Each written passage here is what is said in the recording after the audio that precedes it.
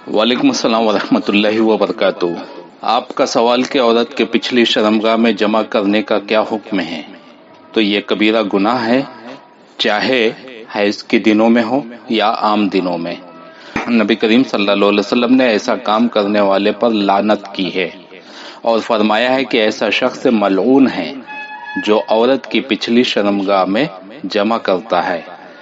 इमाम अहमद जिल्द 2 सफ़ा 479 में इसे रवायत किया है और ये हदीस सही अल-जामे हदीस नंबर 5865 में भी है। बल्कि नबी करीम सल्लल्लाहु अलैहि वसल्लम ने यहाँ तक फरमाया, जिसने हायजा से जमा किया या बीवी की पिछली शर्मगाह में जमा किया या किसी काहिन के पास आया तो इस मोहम्मद पर नाजिल शुदा कुरान से कुफ्र किया। तिर्मिजी ने इसे जिल्द 1 सफ़ा 243 में रिवायत किया है और ये हदीस सही अल-जामे हदीस नंबर 5918 में भी मौजूद है। बहुत सी फितरत सलीमा की मालिक बीवियां इस बात का इनकार करती हैं, लेकिन कुछ शौहर उसे अतलाक से डरा धमका कर मनवा लेते हैं और कुछ अपनी बीवी को धोखा देते हैं। बीवी शर्म व हया की वजह से अहले इल्म से पूछ नहीं पाती और वो उसे कह देता है कि ये हलाल है कि नबी करीम सल्लल्लाहु अलैहि वसल्लम ने फरमाया कि खाविंद की अपनी बीवी के साथ हर तरह से जमा की इजाजत है, आगे से पीछे से, बशर्ते कि औलाद की जगह जमा किया जाए। और ये बात सबको मालूम है कि पिछली शर्मगाह पैखाने की जगह है, औलाद की जगह नहीं है। इस जुर्म का कुछ लोगों में सबब ये होता है कि वो शादी के पाक बंधन में जाहिली और गैर फितरी तरीकों को दाखिल कर देते हैं या इसकी वजह जहन में गंदी फिल्मों के मनाजिर होते हैं, हालांकि उन्हें इन सब गुनाहों से तौबा की जरूरत है। ये बात भी जहन नशी रहे कि ये काम सरासर हराम है, चाहे मियाँ बीवी दोनों ये काम करने पर राजी भी हों तो भी हराम है, इसलिए कि उन दोनों की रजामंदी हराम काम को हलाल नहीं बना सकती। अल्लामा शमसुद्दीन इब्ने कय्यम अल-जौज़ी रहमुल्लाह ने इस फेल की हुर्मत के बारे में कुछ हिकमतें अपनी किताब ज़ादुल माद में जिक्र की हैं। आप कहते हैं, दुब्र में जमा किसी नबी की शरीयत में जायज नहीं हुआ और अगर अल्लाह ताला ने फर्ज आगे वाली शर्मगाह में हैज की हालत में जमा सिर्फ इसलिए हराम किया है कि आर्जी तौर पर उसमें गंदगी होती है, तो उसके बारे में क्या ख्याल है जो हमेशा ही गंदगी की जगह है। बल्कि उसमें नुकसान भी है कि इस फेल से नई नस्ल पैदा नहीं होगी और ये भी मुमकिन है कि लोग खवातीन के दुब्र से आगे चलते हुए बच्चों के साथ भी गैर फितरी काम शुरू करते हैं। जब आदमी गुनाहों में मुलव्विस होता है तो फिर वो हराम हलाल की जब तमीज भूल जाता है तो फिर बहुत आगे निकल जाता है। औरत का भी अपने खाविंद पर हक होता है और दुब्र में जमा से उसकी हक तलफी होती है, जिससे औरत की शहवत पूरी नहीं होती और उसका मकसूद भी हासिल नहीं होता। दुब्र को अल्लाह ताला ने जमा के लिए नहीं बनाया और न ही उसे इस काम के लिए तैयार किया है।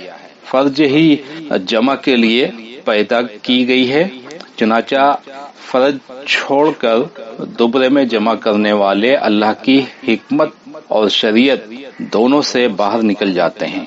इस काम से मर्द को नुकसान होता है, इसीलिए तबीब हजरात भी इससे मना करते हैं, क्योंकि फर्ज में पानी जज़ब करने की सलाहियत है, इसी से मर्द को सुकून मिलता है, जबकि दुबरे में मुकम्मल पानी जज़ब करने की सलाहियत नहीं है और न ही मुकम्मल तौर पर पानी दुबरे में निकल पाता है, क्योंकि ये है ही फितरत के खिलाफ।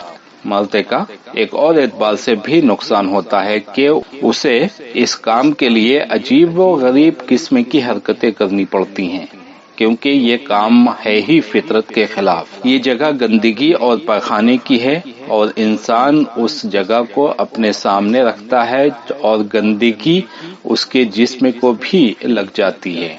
औरत के लिए भी ये नुकसानदेह है, क्योंकि ये फितरत सलीम के बिल्कुल मुनाफी है। یہ کام کرنے والے اور کروانے والے کے مزاج میں ایسی تبدیلی آتی ہے جس کی اصلاح ممکن نہیں۔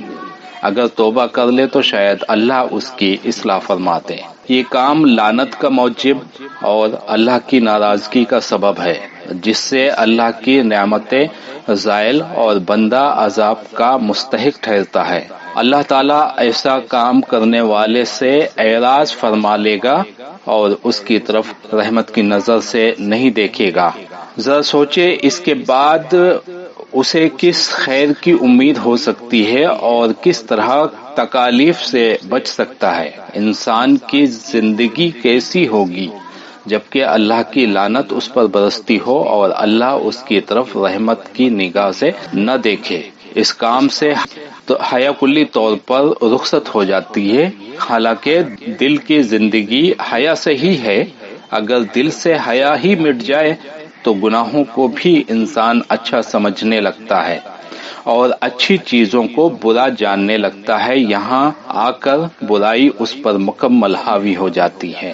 اس کام سے انسان اس فطرت سے نکل جاتا ہے جس پر اللہ نے اسے پیدا فرمایا ہے، اور اس میں حیوانیت آ جاتی ہے، بلکہ حیوانیت سے بڑھ کر اپنی فطرت کو الٹ کر بیٹھتا ہے، اور جب فطرت ہی الٹ جائے تو دل اس کے کام اور چال چلن سب الٹا ہو جاتا ہے، اسی لیے بری چیز اسے اچھی لگنے لگتی ہے۔ اس سے انسان میں مذموم قسم کی جرات پیدا ہو جاتی ہے جو کسی اور گناہ سے پیدا نہیں ہوتی۔ اللہ کی طرف سے درود و سلام ہو اس ہستی پر جس کی اتباع اور ہدایت میں کامیابی ہے اور اس کی مخالفت میں ہلاکت و تباہی و بربادی ہے۔ اللہ تعالیٰ سے دعا ہے کہ ہم سب کو اپنے دین کی سمجھ عطا فرمائے اور اس کی حرام کردہ اشیاء کی حدود پر رک جانے کی توفیق دے۔